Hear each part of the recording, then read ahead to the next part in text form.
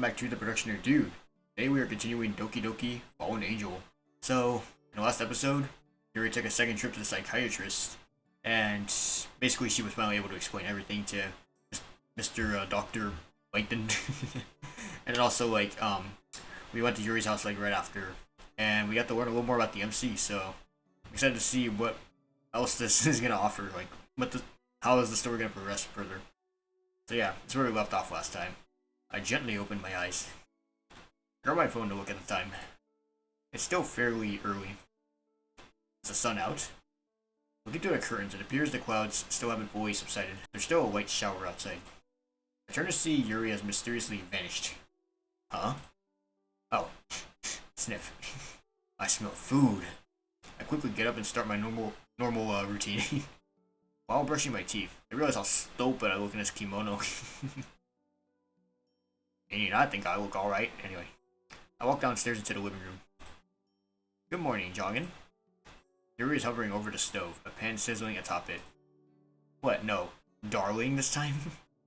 Yuri doesn't respond, but I can tell by her blushing cheeks that she heard me. I sit down at the table and Yuri follows, weights in hand. I start to dig into my breakfast. So what are the plans for today?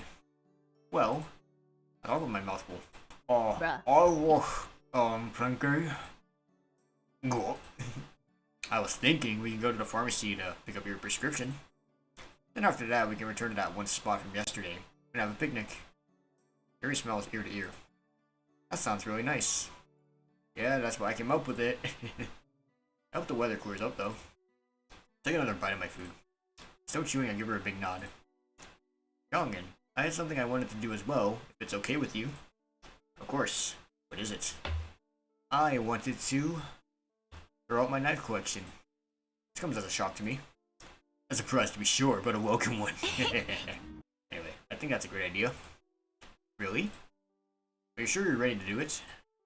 I want to get better. I have to throw out all temptation. It will be hard to get rid of the collection I've worked so hard for. But I think this will be a good way to end this chapter of my life. Open a new, brighter one. Happy to hear that, Yuri. We continue to eat in silence. Oh yeah, dots. Best competition ever. Anyway, I don't know how to whistle. Pardon? Thought I'd break the silence with a fun fact about myself. I can't whistle. Hey, I can't either, actually. I've never been able to all my life. I tried as hard as I can, looked it up, asked other people. Still can't whistle. I can't blow my whistle better. Just thought I'd share one of my weird quirks. Take another bite of my food. Oh, when I watch TV, I always put the volume on an even number. I always do that. I do that too, actually. It either has to be an even number or a multiple of 5. It's gotta be one or the other, yo. There's no other reason for odd numbers. I let out a chuckle. What? Bothers me if the volume is on an odd number. I can't watch unless the volume level is even, or at the very least a multiple of 5. There you go. So Yuri gets it. I have no idea why, I've just always been like that. I can't help but smile. So, there's my fun fact. That's cute. Yuri turns beet red. Alright, here's another one. Oh, oops, I don't know why I just pushed. Anyway, when my shoelaces are untied, I always announce that my shoes are untied. I have no idea why, and it makes absolutely no sense. It really doesn't. How'd you say, oh, my shoes untied. Now bend down and tie them. Wow! Doesn't matter if I'm alone or in public either. Yuri looks at me as if I'm some sort of psychopath. But then she says, that's kawaii. Now it's my turn to blush a little. Okay, now your turn. Let's see. Whenever I'm walking, I'll accidentally drag my foot while taking a step. I will then purposely drag the other foot as well. As if my mind is trying to balance out my body or something. I've always found it very strange. I have no idea why I do it. Yeah, I sometimes drag my foot sometimes, but I don't do the thing where I drag both. I don't know. Because it happens more on accident. I don't know if it could be labeled as some form of OCD or perhaps something else. I'd say you're just weird. Sure, I'll laugh and continue our meals. I check the time. We should start getting ready. We can get to the pharmacy early, come back, throw out your knife collection, then have the rest of the day to do whatever. Very well. I'll go get dressed. Alright, here we go. Yuri comes down looking as beautiful as ever. Ready to go? Yes, let's go. Alright, back for another trip to the psychiatrist. Or actually pharmacy, my bad. Anyway, Yuri and I arrived at the pharmacy, even though it's the exact same background. It's the office. How can I help you? Okay, Yuri. Prescription for Yuri? Can I get a last name? Yes, it's... Spike! Oh, my shoe is untied. I looked down and realized I had left my shoelaces undone, yeah. I get down on one knee. Loop de loop and pull. And the shoes are looking cool. Bum bum. I stand back up. Here we go. Pharmacist hands Yuri a bag with a bottle of pills in it. Yuri checks the tag to clarify that it's the right prescription. You want to take your dosage twice a day, so every 12 hours. Arigato. You're welcome. Pharmacist gives us a big smile. That it? I flash glances between the two of them. Do you have any other questions? No, I think I understand everything. Arigato again. My pleasure. I take Yuri's hand and we exit the building. It's oddly convenient that everywhere we go is in downtown. Alright, Yuri. How about we head back to your house and go throw out your knife collection? Oh. Yuri takes a moment to ponder this. It's obvious she doesn't share my enthusiasm about removing her collection. Perhaps it holds a more emotional connection than I thought. That sounds like a good idea, Jongin. That's my specialty. Having good ideas. No, being called Jongin. Bruh. Wow, these SpongeBob references back and forth, everybody. We arrived back at Yuri's house. Yuri's upstairs. She said she wanted to change into something more comfortable. I'll just sit here and wait. Bzzz. Reached in my pocket to grab my phone. Wonder who it's from. It's an unknown number again. Oh, here we go. I hope you're enjoying your break. Chotto. This is the same person who was sending me those weird texts a few weeks back. I type a response. What do you want? You know what I want. Yet you still haven't given it to me. This is ridiculous. I don't know what you want, so just leave me alone, or I'll call the police. You don't have to worry about that. My plan is already in motion. Plan? What the hell does that mean? Jongin? Turn around to see Yuri behind me. Is everything okay? Yeah. Yeah, everything's fine. I slide my phone back into my pocket. I just dozed off waiting for you, so you scared me a little. Yeah, Yuri jumps here. My apologies. It's alright. You ready now? Okay. We head upstairs. Look at some knifus. We enter her bedroom. We take a seat on the floor. Yuri reaches under the bed and pulls out a briefcase-sized wooden box. She pops the latches and the top flings open. My eyes sparkle in amazement. There's a plethora of all kinds of knives, ranging from pocket knives to butterfly knives, needle points, tanto points, straight backs. It's not just the type of knives either. They're all exotic with their own unique design and color. Wow. That's all I can say in this moment. I'd never thought I'd use the word beautiful to describe knife. How would you even acquire items like these? I almost asked, but Yuri speaks up first. They're beautiful, aren't they? She took the words right out of my mouth. Yeah. I thought you may have just had a few pocket knives. It's pretty incredible, though. This one is my favorite. She picks one up. It's solid steel with light blue waves etched into it. Watch her twirl it around with her thin fingers. Would you like to hold one? I nod. Yuri carefully hands me the knife like a sensei, handing his pupil a sword. Oh yes, my student. Your knifu. I hold the knife in my dominant hand. It's a lot heavier than I thought. I turn it around, its light blue blade reflects the light.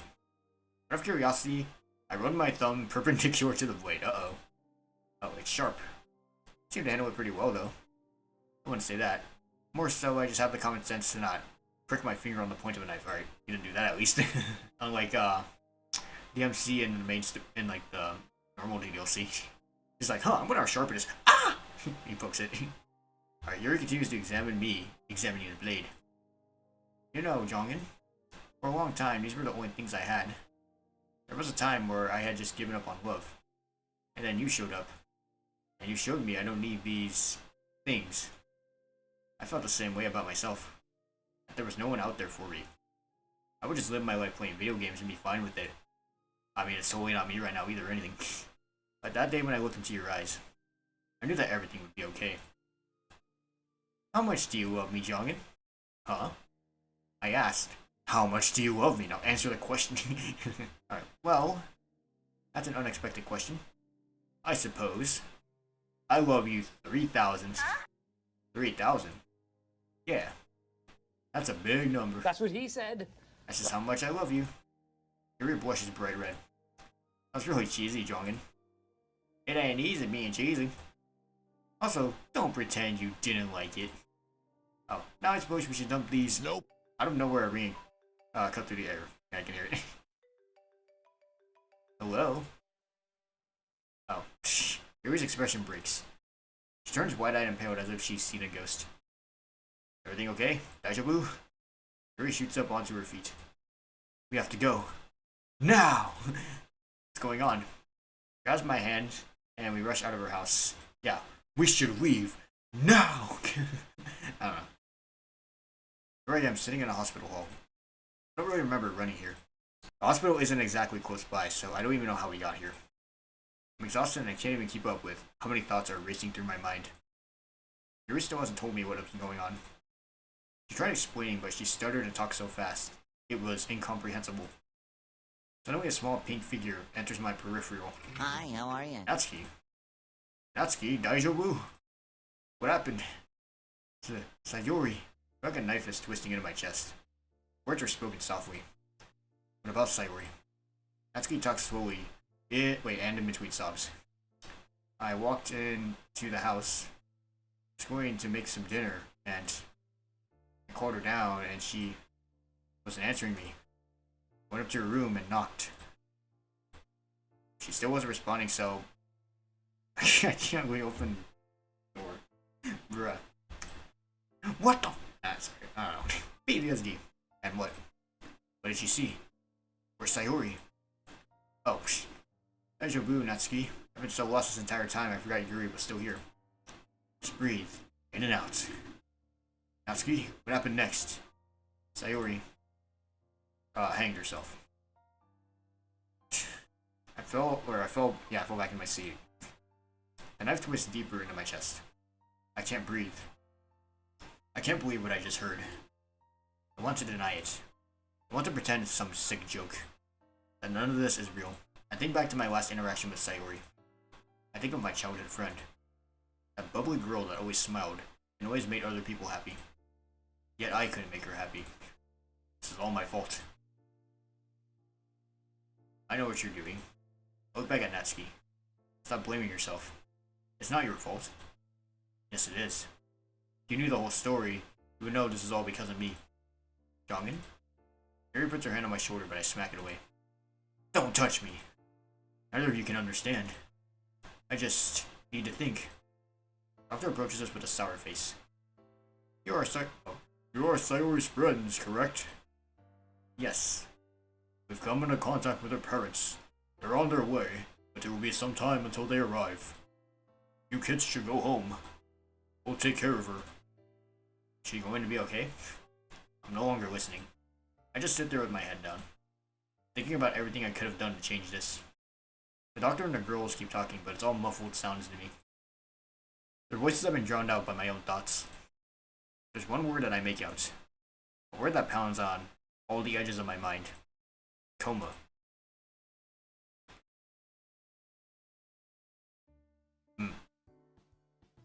Act 3, turning burnt pages.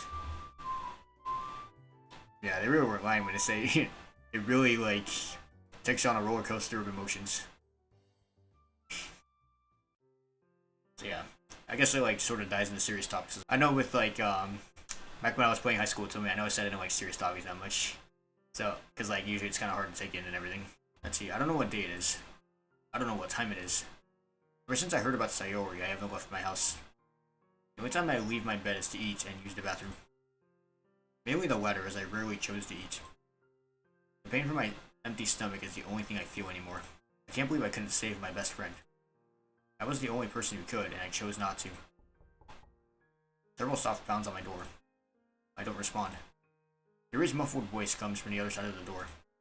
Jongen, please, come out. It's the same line every day. Every day I refuse to move. I failed everyone. I can't show my face to anyone, or I risk bringing them only pain. Please, You have to believe it wasn't your fault. Lies. It's all lies.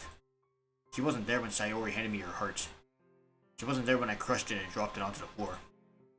You can't just stay in the room, or you can't just stay in your room for the rest of your life. You have to come out and talk to me. Please just listen to me. Doesn't she understand I don't want to be helped? Hope is for people who deserve it. Very well then. Don't talk to me. I just wanted to give you this. The paper slides underneath my door threshold. I lay in my bed for a while before getting up. I pick up the piece of paper. Oh, it's a poem. Okay, so we got it. A bird in the sky. A human can never understand how a bird feels. A bird has wings that allow it to soar highly. But a human can never truly understand that feeling. A human can only go so high with their own being. Look up at the blue sky with envy, with hope to experience the feeling of true freedom. Like a bird that soars through the sky, a bird may never be able to understand the feelings of us. While it may be on the ground for a moment, it can take off on its own accord. So we look up into the sky with curiosity. Hope that we may one day feel as weightless as a bird. Huh? Yuri's poems are usually very symbolic and cryptic, but I have no issue deciphering this one. This poem has to be about Yuri and me. I represent the bird I can fly to its heart content. I don't know. And she looks at me with envy. Even with everything I've done, she still holds me slightly. But why? I wipe a straight tear from my eye. Under the threshold, I can spot a shadow. I slowly turn the knob. Oh! There you go. Yuri barrels through and crashes into me. I stumble and somehow see this onto my bed. She grips me tightly and cries into my chest. Jongin! I wrap my arm around her. She lightly pounds onto my chest. Don't you ever do that again. For my sake. She stares at me blankly, and then goes back into burying her face in my chest. I thought I lost you. Gomen Sayori. You see now that I'm just a failure. Don't say that. Please don't say that. She continues to stare at me. I meet her gaze. Her soft, lavender eyes, red from tears, piercing my own. Why are you here? Like you said to me, when you love someone, you don't give up. Because giving up is too devastating. Love. Such a stupid and confusing word.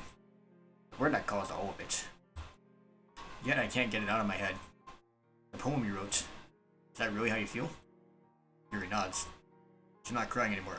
I was lost in my own little world. I pushed everyone away, thinking it would be better, but I was only imprisoning myself. But you were strong. You can do anything. And you showed me how I can be like that as well. I'm not who you think I am. You've placed me on this high pedestal I can never reach. Look at me, Yuri. Look at what I've caused. Yuri places her hand on my cheek. It's warm and soft. Mountains cannot rise without earthquakes. Don't let this moment define who you are. I continue to stare deeply into her eyes. Maybe she's right. I've been beating myself up because of what happened to Sayori. I've become what I've been trying to help others avoid. You helped me. It's my turn to help you. You don't have to suffer alone anymore. That statement, I break down. I no longer hide my feelings. Yuri and I both begin to stream tears. We sit there in silence, holding each other. Oh, I got you something. What? Yuri exits the room. She quickly returns. Pulls a bag out from behind her back. What is this? Just something. A thank you gift. For everything you've done. You didn't have to do that. I know. Yuri gives me a soft smile. I begin to reach inside the bag. I feel something solid. It feels like a block of wood. I pull it out. Old portable radio. I found it in an antique store downstairs, like downtown. I thought it was cute, and I know how much you like music. I rub my hands along the edges of it until it reaches the dials. Click. Oh. If you love me, let me go. Click. Hey there, Delilah. What's it like in? Click. Fallen angel in the dark. Never thought you'd fall so. Click. You're my wonder wall. Click. Look back up at Yuri. Arigato. There's more. Yeah, but wait, there's more. More? Reach back into the bag again. I pull the item out. It's a picture frame. The portrait of Yuri. I'm not very good with gifts. Girlfriends normally give portraits of themselves to their boyfriends. I mean, maybe. I don't know. I guess it can depend because couples have like different tastes in gifts for each other, you know. But sure, like portrait of yourself can work. Not usually in this context, but it doesn't matter. I love it, and I love you. Yuri slides next to me and rests her head on my shoulder. I stare at her. Love. Still such an odd word to me. Every time it exits my mouth, I feel strange. But I'll continue to tell it to Yuri. Because this is the girl I fell in love with.